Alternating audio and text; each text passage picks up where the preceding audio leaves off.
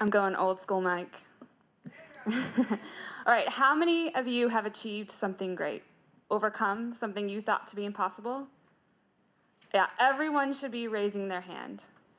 Maybe it was giving birth or overcoming an illness. Maybe you left an abusive relationship or got promoted or left a toxic job. And how many of you are here because you want to go even faster, further, and higher? Yeah. I used to walk the quarter mile through my cookie cutter neighborhood to the high school track. It was one of those old school dirt track that filled your lungs with dust. I had been running 3 miles on it at the crack of dawn every morning. Like me, there were always a few other regulars. At 20, I was always the youngest. The others had gray hair and seemed to be retired. When I ran by them, they'd say, "It must be nice to be young. It must be nice to have working knees." What they were really saying was, "You're young, therefore running is easy." On the outside, I'd smile back at them.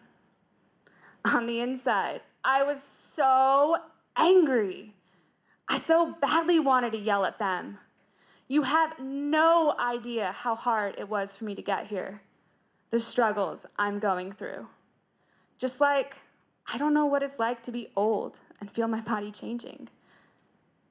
I have an invisible disability, invisible walls that I need to break through. And it was my job, up until this point, to keep things invisible, to keep up appearances of being a young, healthy athlete, because I didn't want to overburden my mom or my friends or even strangers. I just wanted to seem normal. The thing is, I have a fused spine. So I used to wear my hair long, and I am a natural blonde. But I wore my hair long to cover up the hump on my back. And when people brought up my muscular legs, calling them manly, or pointed out my crooked jaw, I would just laugh it off or change the subject. I didn't know how to engage. So I got really good at smiling. I was even nicknamed Smiley. No one likes to be around people who are hurting or struggling. People like to be around fun, happy people.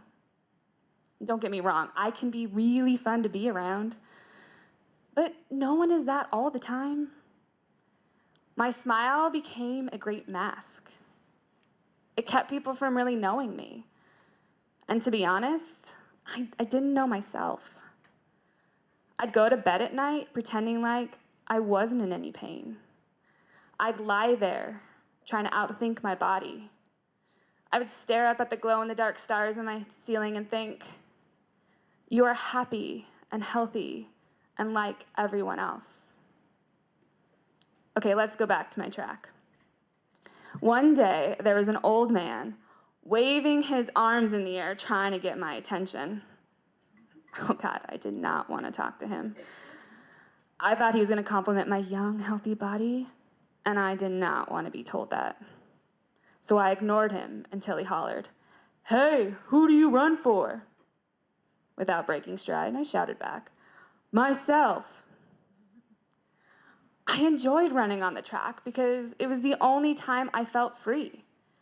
Free from people telling me I'm deformed, disabled, and incapable. Free from pretending like I was something, someone I'm not. Free from faking a smile. I could even run with my resting bitch face. And believe it or not, I eventually felt pain-free while running. And you can do that looking bitchy. And bitchy is how I'm guessing I looked when he shouted back, "How old are you?" I was so annoyed. I thought he was trying to recruit me for the high school track team, and I was a grown-ass woman. You know, being out of high school for a solid 2 years. Sure, I was unsure about life and still living with my parents, but that's beside the point. I had to finish those 3 miles before leaving the track, and guess who was still there? I came around the bend for another lap. This time, the old man was in the middle of the track, waving his arms, shouting, "I'm the San Jose State cross-country coach." Wait, what? Why the hell would a university running coach want to talk to me? I mean, me? Run at the collegiate level? That thought had never crossed my mind. I'm just here trying to get in shape to play soccer. To be honest, here's what I thought about cross country. It's not pretty. I thought cross country runners were crazy for just running around an open field. I mean, think about it. There's nothing chasing them. There's no ball. There's no net.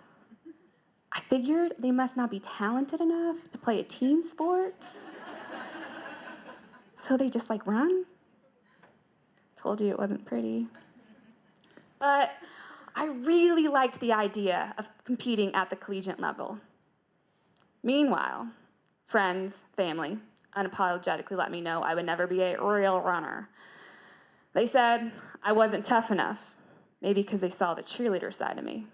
But I was pretty tough, you all. I had no problem shoving a girl on the soccer field. And I grew up sleeping in a torture chamber. By torture chamber, I mean back brace. Because my spine started looking more like one of those roller coaster rides that would cause you to lose your lunch versus back. And by back brace, I kind of mean this full body brace that twisted my spine in the opposite direction it was growing. You ever woken up with a kink in your neck from sleeping with it funny? That's how my spine felt every morning. I thought that made me pretty tough, but I guess what do I know?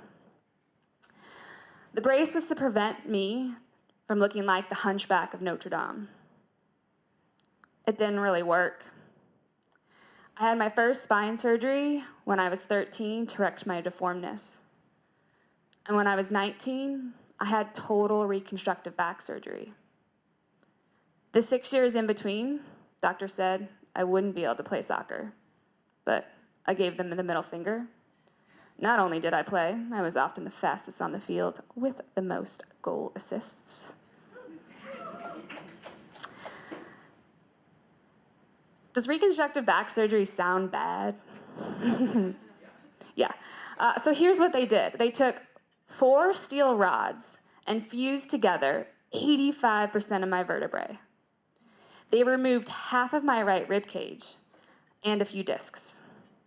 I have a scar that stretches from the base of my neck down to pretty much my tailbone, and then one that goes from my side and wraps all the way around. Super sexy. I remember waking up and being in so much pain from that surgery. It was on a whole nother level. You know that pain you get when you stick your foot in ice cold water? That's how my whole body felt. I asked every nurse that came to check on me if they practiced euthanasia and begged them to put me out of my misery. Clearly, I was unsuccessful. They had to force me to learn how to walk again. If I had it my way, I would have never left my bed. I struggled to walk to the restroom. I couldn't raise my arms to brush my hair or bend over to put on my pants. I was an adult-sized infant. I remember my first doctor's appointment after that surgery. My doctor came to the exam room with excitement and plastered my x-ray up onto the light box. We both squinted at my bionic spine. He smiled like a man who had just downed his perfectly barbecued steak as he adjusted his pants and tie. I broke into his glory moment. When will the pain go away? When will I be able to play soccer? He turned to me and with little empathy began rattling off. You are permanently 20% disabled. You are permanently missing 40% of your lung capacity. The pain, he said, it'll never go away. You're too fragile for contact, too disabled to run. And now, here I am, on the track doing that thing he said I couldn't do, and now people are telling me I can't race cross country because I'm not tough enough? I'm not fast enough? I don't know, maybe they're right. Maybe they're wrong. There's only one way to find out. When I arrived at my first cross-country race, instead of thinking, hell yeah, I've got this, all I could think was, oh God, what am I doing here? I should go back to the place where I left most of my self-confidence, sleeping in my bed. I watched a couple hundred girls running around getting warmed up. They looked fast and like they belonged. I just kept thinking about what everyone told me. You're not fast enough. You're not tough enough. So I tried to convince my coach to let me sit this race out. I got a big fat no. So I made my way to the starting line. And when the gun went off, I hurled myself into the front of the pack, and I was like, I'm doing it. It's not that bad. I've got this. And then as I finished the first mile, the pain started setting in. I had a couple more miles to go, and all I could think was, oh my God, this hurts. I'm never going to finish. How am I going to get out of this? As I ran around the grassy field, I started searching for a pothole. No one would blame me if I didn't finish the race because I fell and got hurt, right? And right before I found that perfect spot to roll my ankle, I heard my coach proudly shouting, way to go, tough nut. And then I heard the voice, the same voice that got me around the track. You've got this. I'll tell you what, it doesn't matter how many finish lines I've crossed, how many races I've won. At one point or another, I'm looking for a pothole. I just never find one. So what you see is a strong, accomplished athlete. What you don't see is how hard it was for me to get here and how hard it is for me to stay here. Can you all close your eyes for me for a moment? And just imagine your social media account. How many of you post pictures of your struggles and your failures? Yeah, can you guys raise your hand? Open your eyes? Yeah, if you're like me, which pretty much all you, except for maybe one or two are, you just sweep that stuff under the rug. My rug, my smile. I really struggled after that last surgery. I no longer had to wear the body brace, but more than ever, I felt like a prisoner, trapped. Not being able to use my body, not feeling in control of my body, meant not really being me, not really living. So I decided I had two options. Option one, die. Option two, figure out how to use this body and see what it can do. I decided I'd go for option two, and if I failed, I'd revert back to option one. First things first get strong enough to walk. So I strapped on an aqua jogging belt, hopped in the pool with the seniors aquatic exercise group. I spent a lot of time with people not my own age. But in the water, I was able to move my limbs with ease, which helped me walk. 15 months post-surgery, I was finally able to walk 4 miles. So I got up the confidence to ask my doctor again, when can I run? He kind of chuckled and reminded me that my body was incapable of running. And he spoke to me like I was a child, asking him if I could fly, and said, but you can try. The next day, I went to the dirt track. Now, I was only able to run about a quarter of a lap. That is 6% of a mile before my limbs became stiff, immovable bricks. I stopped, and I walked, and I said a few curse words, maybe a lot of curse words. And I thought, what if I can't do this? What if I can't run? And somewhere inside me, a voice answered, You've got this. And I proceeded to walk, run day after day, each day running a little faster and a little farther. And it felt amazing. And as I got stronger, that voice got louder. You've got this. And then that voice got curious. What else can this body do? Meanwhile, friends, family, coworkers, bosses, doctors, they all like to tell me what I can't do. They said, you're just a sprinter, incapable of running a marathon. First try qualified for Boston. Thank you. Okay. You can run along on pavement, but trails and ultras? Nuh-uh, no way, girl. Best way to see the Grand Canyon, just run through it a few times.